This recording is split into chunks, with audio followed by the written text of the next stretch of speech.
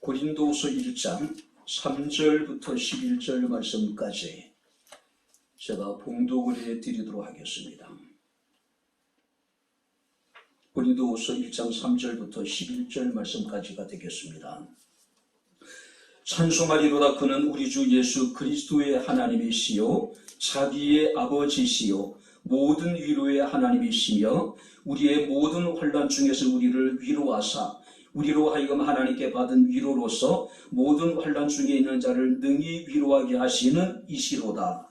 그리스도의 고난이 우리에게 넘친 것 같이 우리가 받는 위로도 그리스도로 말미암아 넘치는 도다. 우리가 환난을 당하는 것도 너희가 위로와 구원을 받게 하려는 것이요 우리가 위로를 받는 것도 너희가 위로를 받게 하려는 것이니 이 위로가 너희 속에 역사하여 우리가 받는 것 같은 고난을 너희도 견디게 하느니라.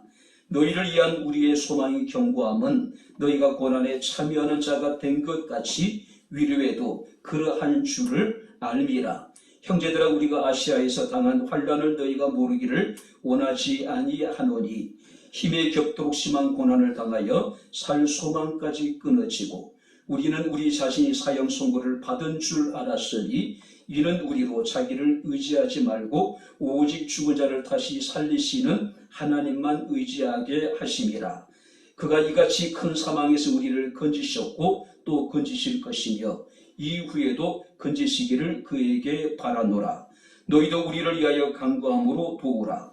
이는 우리가 많은 사람의 기도로 얻은 은사로 말미암아 많은 사람이 우리를 위하여 감사하게 하려 함이라. 아멘. 고맙습니다. 우리를 세상 가운데 버려두지 아니하시고 하나님의 거룩한 선조로 인쳐주시고 날마다 살아계신 하나님을 예배 가운데 친근히 하게 하심을 감사합니다. 이 시간 예배 가운데 종을 통해서 주의 말씀이 선포될진데 말씀 우리에게 큰 은혜가 되게 하옵소서. 깨달을 수 있는 지혜를 주옵소서. 예수님 이름으로 기도합나이다. 아멘. 할렐루야. 우리 옆에 있는 분들 하나님 우리와 함께 하십니다. 이사하겠습니다. 하나님 우리와 함께 하십니다. 할렐루야. 바울은 3차 전도 여행 중에 에베소에 머물고 있을 때 당시 고린도 교회의 여러 가지 문제에 대해서 이야기를 듣게 됩니다. 당시 고린도 교회는 교회 분쟁이라든지 또 은혜의 문제, 또 재판 송사의 문제, 은사에 관한 문제 등등 여러 가지로 어떤 영적으로 또 도덕적인 문제들을 가지고 있었습니다. 자, 이 고린도 교회는 라오디게아 교회와 더불어서 현대 교회의 모든 실상을 다 보여주는 교회라고 이야기할 수가 있습니다. 자, 그래서 바울은 주 56년경에 고린도 전서를 보내서 고린도 교회 문제가 해결되기를 기대를 했습니다. 자, 그래도 불구하고 고린도 교회 문제는 전혀 나아지지 않았습니다. 그래서 바울은 직접 이제 고린도 교회를 방문을 하게 됩니다. 바울이 방문했음에도 불구하고 고린도 교회 문제는 전혀 해결되지 않아요. 그래서 바울은 다시 눈물의 편지로 알려지고 있는 편지를 보내게 됩니다. 이 편지는 이제 남아있지 않습니다. 자, 그것을 추측하게 하는 말씀이 뭐냐면은 고린도후서 2장 4절 말씀 보니까 내가 마음에 큰 눌림과 걱정이 있어 많은 눈물로 너희에게 썼노니, 이 편지가 눈물의 편지라고 불려지고 있습니다. 그러니까 고린도 전서 후서 사이에 이 눈물의 편지가 있었음을 보게 됩니다. 자, 그런데 이 바울의 눈물의 편지를 받고 고린도 교회 성도들이 변화되기 시작을 합니다. 결국 사람을 변화시키는 것은 바로 진정성을 가진 눈물이 아닐까 생각이 됩니다. 자, 그래서 사도 바울은 주 이제 57년경에, 그러니까 고린도 전서를 기록하고 난 이후에 1년이 지난 후에 고린도 후서를 기록을 합니다. 그러니까 고린도 교회 성도들을 격려하고 아직까지 남아있는 자신에 대한 그들의 오해를 없애기 위해서 고린도 후서를 기록하게 됩니다.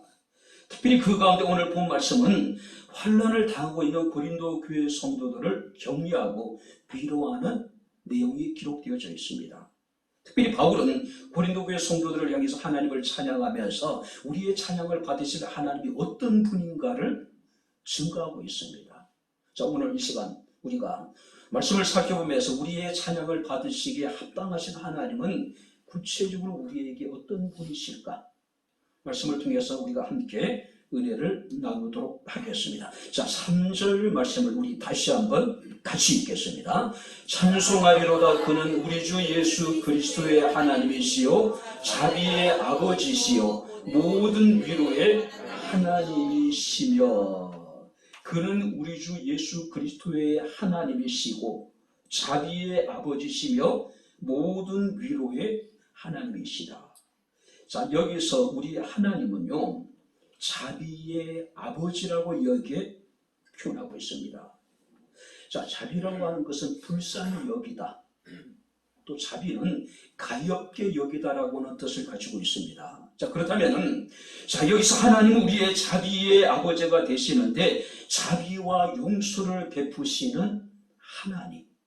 근데 그 자비와 용서라고 하는 것은 지속적이라는 것이죠. 계속해서 한이 없는.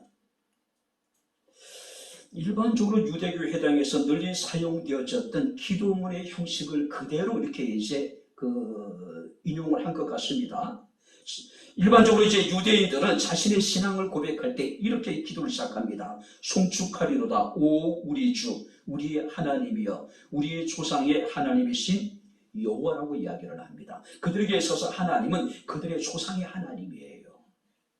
그래서 우리가 그들의 기도문을 보게 되면은 아브라함의 하나님, 이삭의 하나님이 야곱의 하나님이라고 부르고 있는 모습을 우리가 종종 보게 됩니다. 어떤 의미일까요?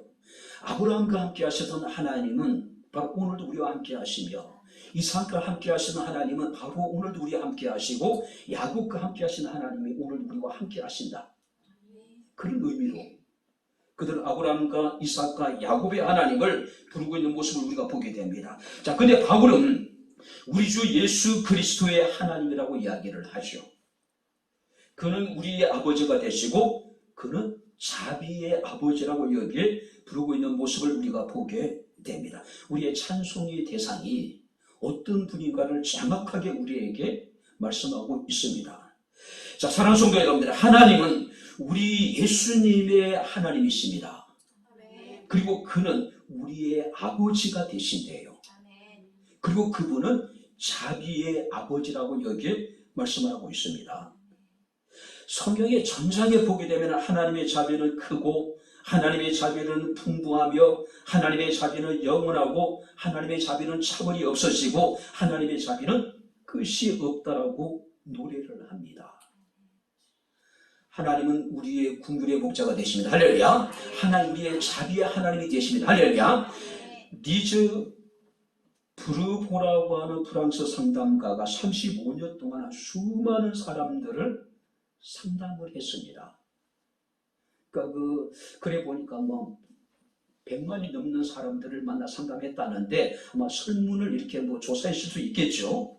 근데 그는 수많은 사람들을 상담하고 5가지 상처라고 하는 책을 쓰게 됩니다. 그는 책의 첫 마디 이렇게 얘기한다 그래요. 실제로 나쁜 사람은 없다. 그저 고통스러운 사람만이 있을 뿐이다. 무슨 얘기일까요? 인생의 상처가 삶을 고통스럽게 만들고 바로 그 상처가 우리로 하여금 죄를 짓게 만든다는 겁니다. 자, 그런 5가지의 상처를 소개하는데 첫 번째 뭐냐면은 사람들은 거절당한 상처를 가지고 있다는 겁니다. 두 번째가 뭐냐면은 버림받은 상처가 있다는 겁니다. 세 번째가 뭐냐면은 모욕받은 상처가 있고, 네 번째가 배신의 상처가 있고, 다섯 번째가 차별의 상처가 있다라고 이야기를 해요. 거절당한 사람은 거절의 상처가 있다 보니까 늘 사람들을 피해 다닙니다. 왜냐하면 상처를 받기를 두려워하기 때문에. 버림받은 사람들은 의존적인 사람이 될 수밖에 없고, 모욕의 상처를 받은 사람들은 늘 자신을 숨길 수밖에 없다는 것이죠. 배신의 상처를 받은 사람은 누군가를 지배하려고 하고, 다른 사람을 믿지 못하는 것이죠.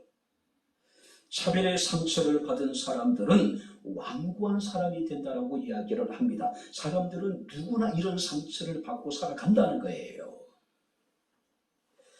그런데 우리 하나님은 성경 말씀을 보니까 자비의 아버지래요.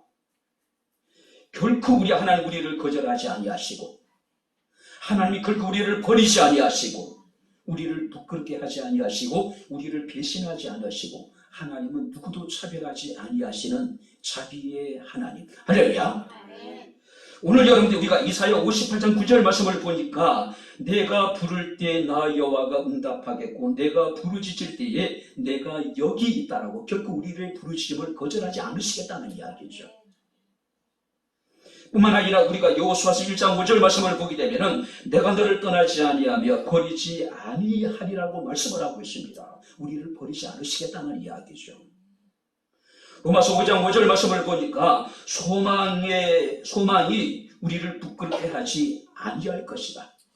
우리의 소망이 결코 부끄러움을 당하지 않도록 우리의 소망을 하나님께서 이루어주시겠다고 말씀을 하고 있습니다. 뿐만 아니라 요한복음 13장 1절 말씀을 보니까 예수께서 세상에 있는 자기 사람들을 사랑하시되 한번 따라 보시면 끝까지 사랑하시느니라. 결코 하나님 우리를 배신하지 않으신대요. 뿐만 아니라 우리가 로마서 3장 22절 말씀을 보게 되면은 하나님의 의는 차별이 없느니라. 하나님이 결코 차별하지 않으신대요. 자, 그래서 우리가 사도행전 15장 9절 말씀을 보게 되면은 예루살렘 회의가 벌어졌을 때에 베드로가 이런 이야기합니다. 하나님은 유대인이나 이방인이나 차별하지 않으신다. 결코 하나님 누구도 차별하지 않으신대요. 우리는 날마다 사도신경을 통해서 나는 전능하신 아버지 하나님, 천지의 창조주를 믿습니다라고 고백하죠.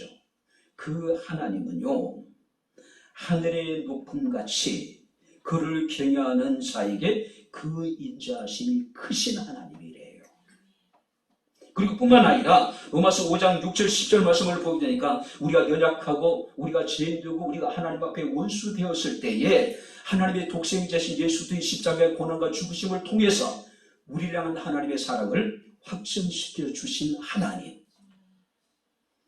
우리가 마땅히 하나님을 찬양해야 될 이유가 바로 여기에 있습니다.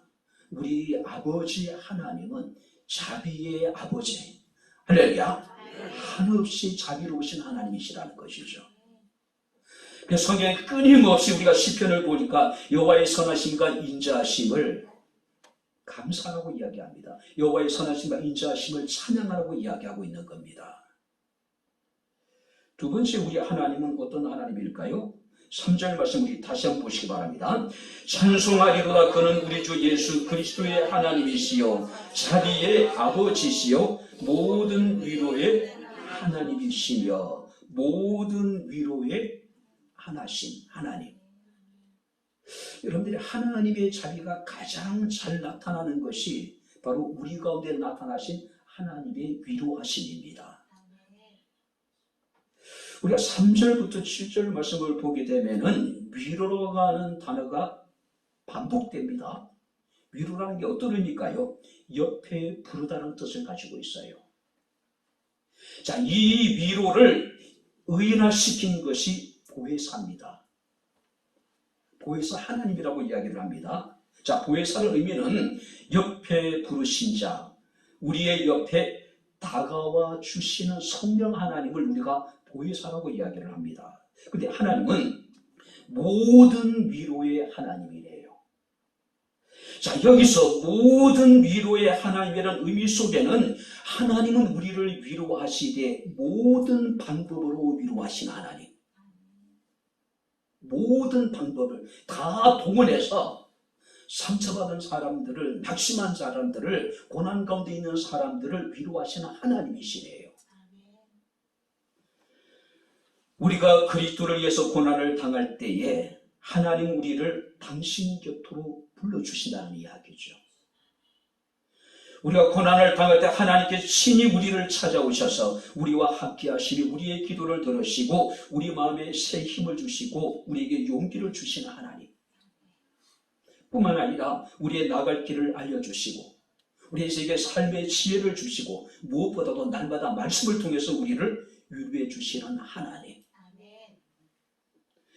모든 방법으로 우리를 위로하시는 하나님. 사람의 위로라고 하는 것은 상당히 여러분들이 한계가 있잖아요. 많은 욥의 친구들이 욥을 찾아와서 이런저런 말로 욥을 위로했지만은 욥은 그 친구들의 위로에 대해서 뭐라고 얘기하느냐면은 너희는 나를 번데케 하는 아미자다.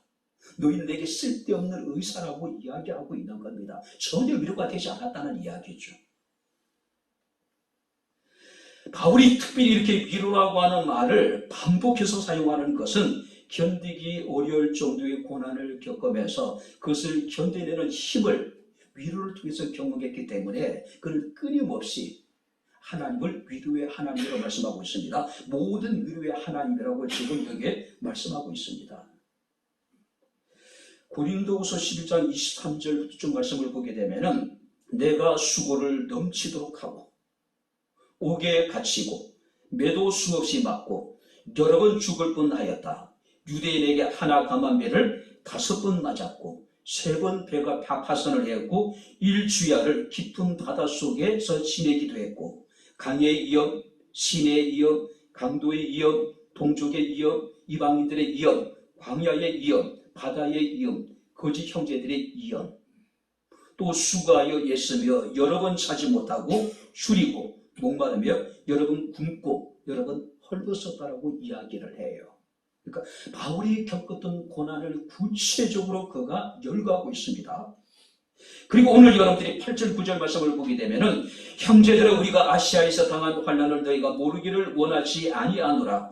힘에 겹도록 심한 고난을 받아 살 소망까지 끊어졌다고 이야기합니다.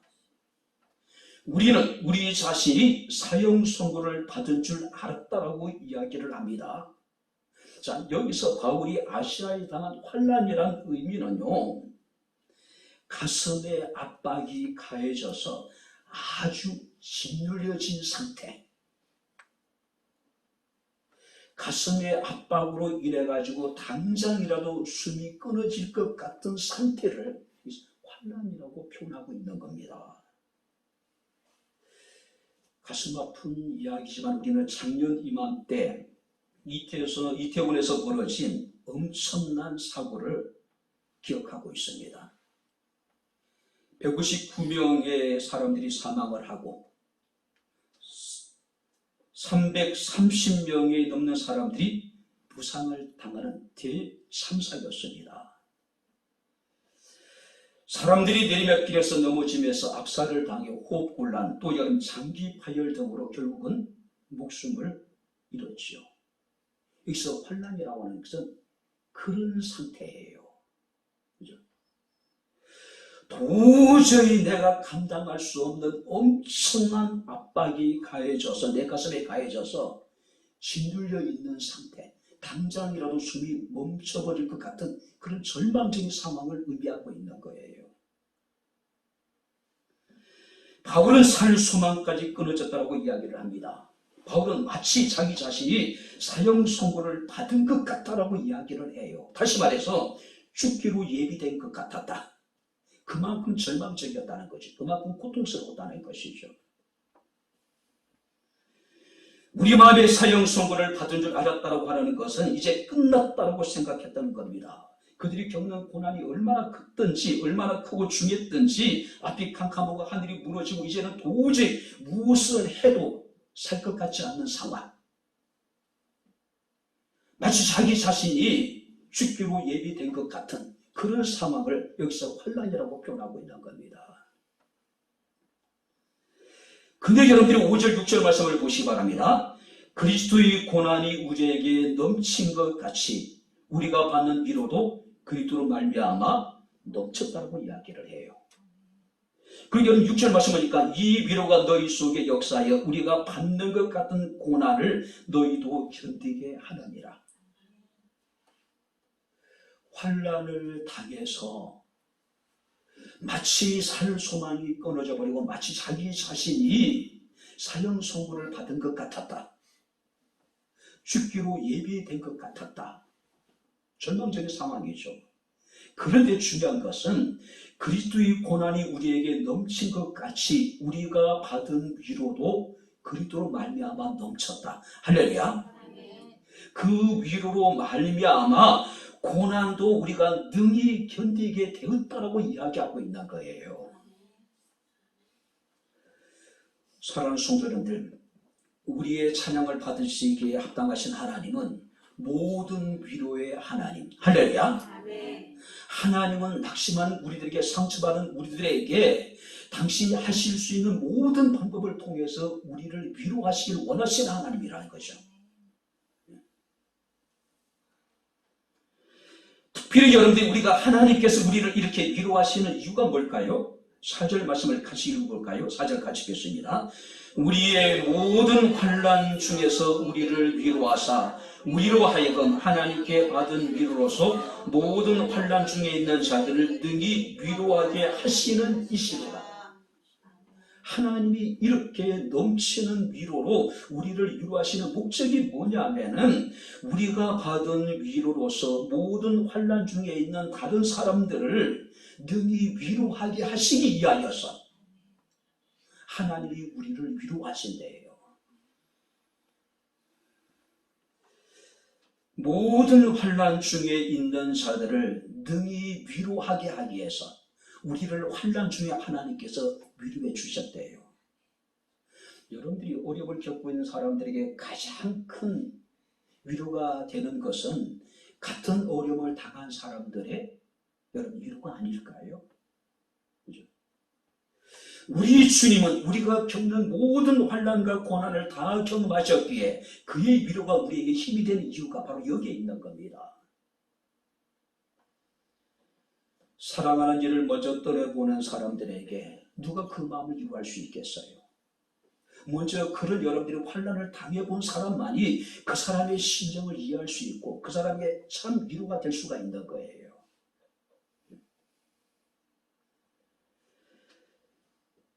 모든 환난 중에 위로를 위로하사 우리로 하여금 하나님께 받은 위로로서 모든 환난 중에 있는 자를 능히 위로하게 하시기 위해서 여러분들이 위로해 주셨답니다.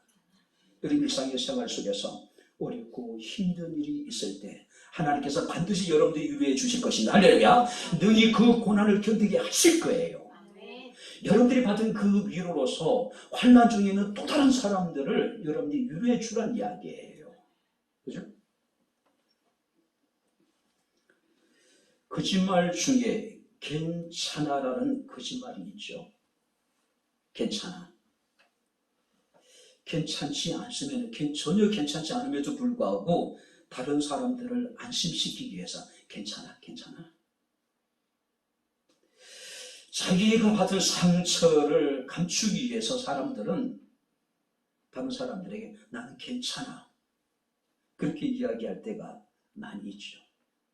실상은 전혀 괜찮지 않은데, 그죠? 근데 우리 그리스도인에게 있어서 괜찮다라고 하는 말이 여러분들이 은혜가 됩니다. 위로가 돼요. 그죠? 하나님 우리 가운데 함께 하시기 때문에 어떤 상황 속에서 우리는 괜찮다라고 이야기할 수 있는 겁니다. 자기 자신의 상처를 숨기기 위해서 우리가 괜찮다고 얘기하는 게 아닙니다. 그죠? 다른 사람들을 안심시키기 위해서 우리가 괜찮아 그렇게 얘기하는 게 아니란 이야기예요. 하나님 우리와 함께 하시기 때문에 우리는 어렵고 힘든 중에도 다른 사람에게 괜찮다고 이야기할 수 있는 거예요. 주일학교 교사 때 어린아이들과 힘있게 불렀던 이제 찬양이 있습니다. 바람 불어도 괜찮아요. 괜찮아요. 괜찮아요. 파도 일어도 괜찮아요. 괜찮아요. 괜찮아요. 바람을 만드신 하나님, 파도를 만드신 하나님, 주님 내 안에 계시니까 난 괜찮아요. 모든 위로의 하나님이 우리 가운데 함께 하시니 난 괜찮아요. 할렐루야. 근데 비슷한 동요가 있습니다. 한번 들어보세요. 바람 불어도 괜찮아요. 쌩쌩 불어도 괜찮아요. 털 외투 때문이 아니죠. 털 장갑 때문도 아니죠. 씩씩하니까 괜찮아요. 2절 말씀을 2절에 보게 되면은 용감하니까 괜찮아요. 여러분들은 씩씩하다고 괜찮을까요? 내가 용감하다고 괜찮을까요? 우리가 겪는 환난이 훨씬 더 크고 강한데 씩씩하다고 그 환난을 우리가 견뎌낼 수 있을까요? 우리가 용감하다고 그 환난을 견뎌낼 수 있을까요? 바람을 만드신 하나님, 파도를 만드신 하나님이 내 안에 계시기에 우리는 괜찮습니다. 할렐루야! 우리는 괜찮아요.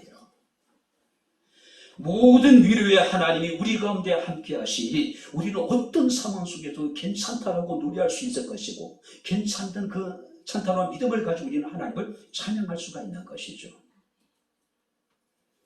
절망의 끝에 서 계신 분도 있을 수 있겠죠. 그래도 괜찮습니다. 왜냐하면 절망 끝에 서서 계신 우리가 주님을 만날 수 있기 때문에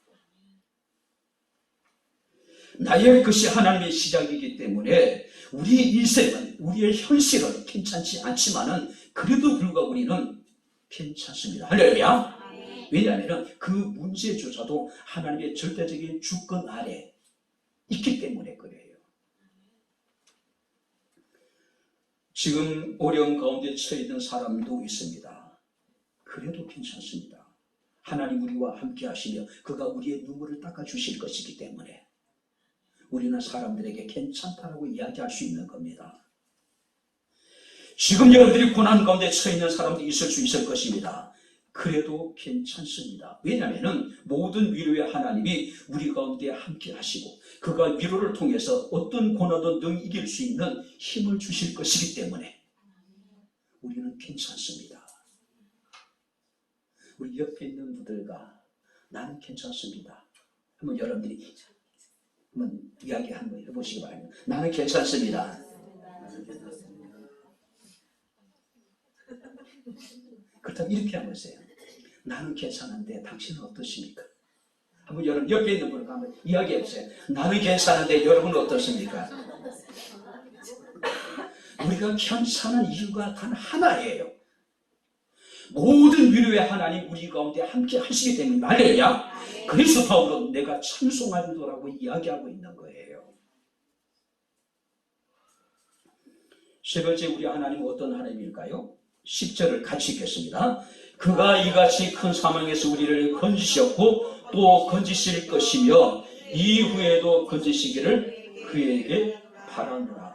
우리를 큰 사망에서 건지신 하나님, 우리를 건지시는 분이시라는 것이죠. 그가 이같이 큰 사망에서 우리를 건지셨고 또 건지실 것이며 이후에도 건지실 것이다. 자, 여기서 큰 사망이라고 하는 것은 치명적인 여러 가지 고난과 위험을 가리키기보다는 죽음의 위험, 그러니까 죽음 그 자체를 말하는 거예요. 사도 바울은 바로 죄와 사망의 법에서 하나님 우리를 구원해 주셨대요. 해방시켜 주셨답니다. 자, 그렇다면 우리가 일상의 생활 속에 겪게 된 여러 가지 고난과 위험으로부터 하나님 능히 우리를 구원하지 못하실까요? 죽음으로부터 우리를 건지신 하나님이라면 우리 일상생활 속에서 고난이나 어떤 위험에서도 하나님 능히 우리를 건지시는 분, 할렐루야. 바울은 그 하나님을 찬양하고 있는 겁니다. 사도 바울은 고린도후서 11장 23절에 감옥에 갇히기도 하고 매도 수없이 맞고 돌로 맞아 죽을 뻔했고 타고 가던 배가 3번이나 파선을 당하고 강의 위험, 강도의 위험 등 수많은 고난과 환난을 당했습니다. 마치 우리 마음에 사형 선고를 받은 것 같았고 살 소망이 끊어졌다고 이야기를 합니다. 그런데도 불구하고 바울은 우리의 자비의 아버지 하나님이 모든 위로의 하나님이 우리를 건져주셨고 건져주시며 앞으로도 건져주실 것이다. 바울이 고백했던 그 수많은 환난, 그 고난으로부터 하나님이 과거에 건져주셨고 지금도 건져주고 계시고 앞으로도 건져주실 것이라고 이야기하고 있는 거예요. 과거와 현재와 미래. 우리는 하나님을 이렇게 찬양합니다. 여호와께서 여기까지 우리를 인도하신 에베네셀의 하나님, 지금도 우리와 함께 하시는 임마누엘의 하나님, 그가 우리의 길을 예비하실 여호와 일의 하나님, 과거와 현재와 미래의 하나님은 어제나 오늘이나 영원토록 동일하신 분입니다. 할렐루야. 과거의 여러분들의 삶의 위기 속에 여러분들이 건져주셨다면 지금 여러분들이 겪고 있는 삶의 어려움부터 하나님 능히 건질 수 있는 분, 또 앞으로 우리가 예측할 수 없는 여러 가지 많은 환난과 고난을 당하게 될 때에도 하나님 능히 우리를 건져줄 수 있으신 분, 우리는 그 하나님을 믿는 겁니다. 그 하나님을 찬양하는 거예요. 그래서 다윗은 시편 23편 4절에 내가 사망의 음침한 골짜기로 다닐지라도 해를 두려워하지 않을 것은 주께서 나와 함께 하시리라. 주의 지팡이와 막대기가 나를 안위하여 주셔서 모든 원수 대적으로부터 자기를 건져주실 것을 확신하신 거예요. 확신한 겁니다. 우리가 시편 40편 1절 2절 말씀을 보니까 이것이 다윗의 노래입니다. 내가 여호와를 기다리고 기다렸더니 귀를 기울이사 나의 부르짖음을 들으셨도다. 나를 기가 막힐 웅덩이와 수렁에서 끌어올리시고, 기가 막힐 웅덩이와 수렁에서 나를 건져주셨대요. 자, 여기서 기가 막힐 웅덩이라고 하는 것은 소용들이 치는 구덩이, 거친 물결이 사납게 흐르는 깊은 계곡을 말하는 거예요. 어제 설교를 준비하면서 유튜브를 하나 봤습니다. 그러니까 홍수 주제를 가지고, 와, 바짝 마른 계곡인데요, 갑자기 급류가 여러분들이 내려오기 시작하는데 순식간에 계곡 주변에 있는 모든 것들을 다 그냥 핥고 지나가 버리더라고요. 아무것도 안 남아요. 여기서 말하는 기가 막힐 웅덩이라고 하는 것은 그런 상황을 말하는 거예요. 도저히 헤어나올 수 없고 한번 빠지면은 시신조차도 건질 수 없는 무섭게 소용들이치는 계곡을 말하는 거예요. 하나님 그런 기가 막힐 웅덩이에서 우리를 건져주셨대요. 누구도 엄두를 낼 수 없는 그런 상황 속에서, 또 수렁에서 여러분들이 건져주셨다고 말씀하고 있습니다. 이 수렁이라고 하는 것은 움푹 파인 곳을 말하는 것이 아닙니다. 여기서 말하는 수렁이라고 하는 것은 늪이에요. 한번 빠지면 어떻습니까? 계속해서 서서히 몸이 늪 속에 빠져들어가지 않아요. 그런 절체절명의 위기에서 하나님이 우리를 건지셨답니다. 할렐루야! 오늘 사무엘상 20장 3절 말씀을 보게 되면은 다윗은 요나단에게 그런 얘기를 합니다. 나와 죽음의 사이는 한 걸음뿐이다. 한 걸음뿐이었대요. 한 걸음만 잘못 뛰면은 죽음의 나락에 떨어질 수밖에 없는 그런 상황이었단 말이에요. 자, 그럼에도 불구하고 다윗은 고백하기를 그가 나를 기가 막힐 웅덩이와 수렁에서 건져주셨다고 노래하고 있는 겁니다. 절체절명의 위기에서 바로 하나님은 다윗을 건지셨다고 다윗이 지금 노래하고 있음을 우리가 봅니다. 고린도후서 4장 8절에 우리가 사방으로 우겨쌈을 당해도 쌓이지 아니하며 답답한 일을 당하여도 낙심하지 않는다. 왜요? 하나님이 건지신 것을 확신했기 때문에. 디모데후서 4장 17절 18절 말씀을 보게 되면은 내가 사자의 입에서 건짐을 받았다고 이야기합니다. 주께서 나를 모든 악한 일에서 건져내시고 또 그의 천국에 들어가도록 구원하시니. 한번 따라 보시기 바랍니다. 그의 천국에 들어가도록 구원하신 하나님, 우리를 건지신 하나님, 모든 악한 일에서 천국에 들어갈 때까지 우리 하나님은 지금까지 수많은 삶의 위기에서 우리를 건져주셨습니다. 기가 막힐 웅덩이와 수렁에서 우리를 건지셨습니다. 우리가 예측할 수 없는 삶의 수많은 위기 속에서 하나님은 우리를 건져주셨습니다. 그는 우리에게 은혜를 베푸셨고 지금도 은혜를 베푸시며 앞으로도 은혜를 베푸실 하나님. 우리가 하나님을 찬양할 수 있는 이유가 바로 여기 있는 겁니다. 이제 말씀을 마치도록 하겠습니다. 이사야 43장 21절 말씀을 보니까 이 백성은 내가 나를 위하여 지었나니 나의 찬송을 하게 하려 함이라고 말씀을 하고 있습니다. 뿐만 아니라 이사야 12장 5절 말씀을 보게 되면은 여호와를 찬송할 것은 극히 아름다운 일을 하셨음이니, 우리가 하나님을 찬양하게 된 이유가 뭐냐면 하나님이 우리에게 지극히 아름다운 일을 행하셨다고 이야기를 합니다. 뿐만 아니라 히브리서 13장 15절 말씀을 보게 되면은 그러므로 예수 그리스도로 말미암아 항상 찬송의 제사를 드리자라고 이야기를 하고 있습니다. 하나님은 우리를 위해서 지극히 아름다운 일을 행하셨습니다. 그는 어떤 분일까요? 우리의 자비의 아버지가 되십니다. 할렐루야. 모든 위로로 우리를 위로하시는 하나님, 삶의 위기 때마다 우리를 건지셨고 건지시고 건지실 하나님, 우리의 평생의 삶을 통해서 찬송의 제사로 하나님께 영광을 돌리는 저와 여러분들의 삶이 되어질 수 있기를 주님의 이름으로 축원합니다. 기도하겠습니다. 주오신 아버지 하나님, 우리 아버지 하나님의 은혜와 사랑을 진심으로 감사를 드립니다. 마땅히 우리가 찬양할 수밖에 없는 이유를 우리에게 말씀을 통해서 하나님께서 깨닫게 하심을 감사합니다. 우리의 하나님, 우리의 자비의 아버지가 되신 하나님을 찬양합니다. 모든 위로의 하나님이 되신 우리 하나님을 찬양합니다. 우리를 건지셨고 건지시며 건지실 하나님을 찬양합니다. 호흡이 있는 자마다 여호와를 찬양하라고 하신 주님, 우리의 평생의 삶 가운데 항상 찬송의 제사로 하나님께 영광을 돌리는 삶 되게 하옵소서. 예수님 이름으로 기도하옵나이다. 아멘. 이제는 우리 주 예수 그리스도의 은혜와 하나님의 크신 사랑과 성령님의 교통 교전의 제 충만 역사 인도하심이 살아계신 하나님을 영과 진리로 예배한 주의 사랑하는 모든 성도들 머리머리 이에 저들의 가정과 직장과 사업장과 이 교회와 이 나라 이 민족 이에 지금부터 영원토록 함께 있을지어다. 아멘.